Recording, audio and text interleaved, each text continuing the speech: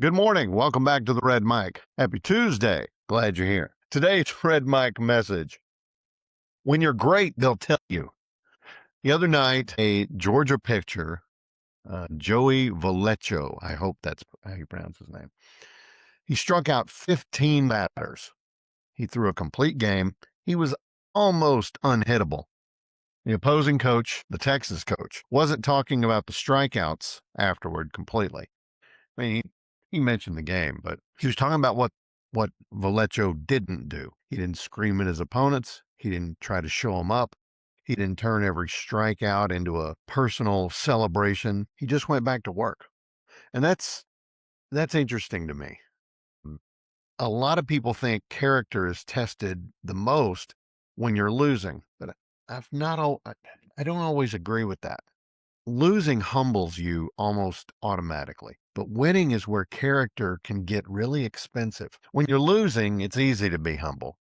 You know, you hang your head, you walk off, maybe grumbling under your voice a little bit. When you're winning, humility is a choice. The scoreboard already said that Georgia and Valecho especially won that night.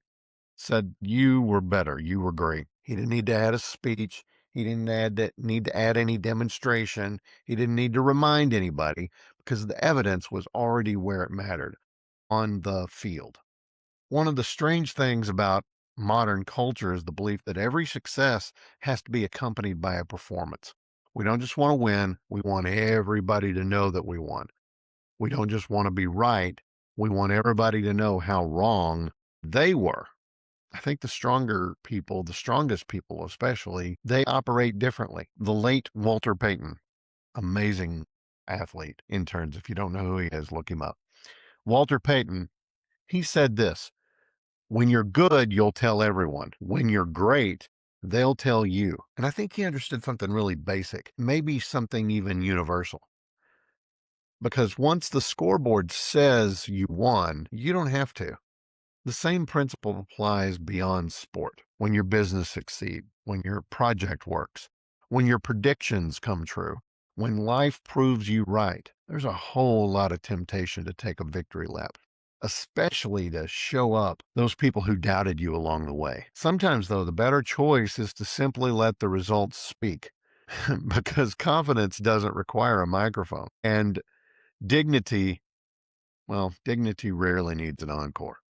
So hats off to Mr. Valecho for letting his results do all of his talking for him. That's today's Red Mic message.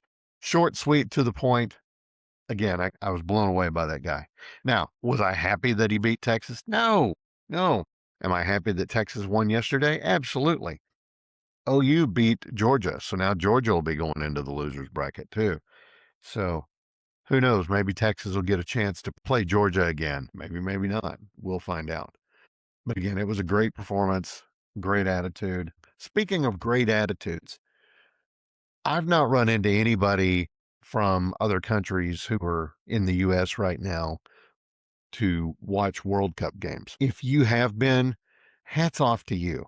Because I don't know if you've seen what's going on a lot of places in social media, but a lot of these foreign folks are coming in and they're bringing, their families with them, and they're renting cars and they're driving around and they're talking about how everything is so far. And particularly in the southern states, they're talking about how hot everything is. But the overwhelming amount of comments are the people are just so great.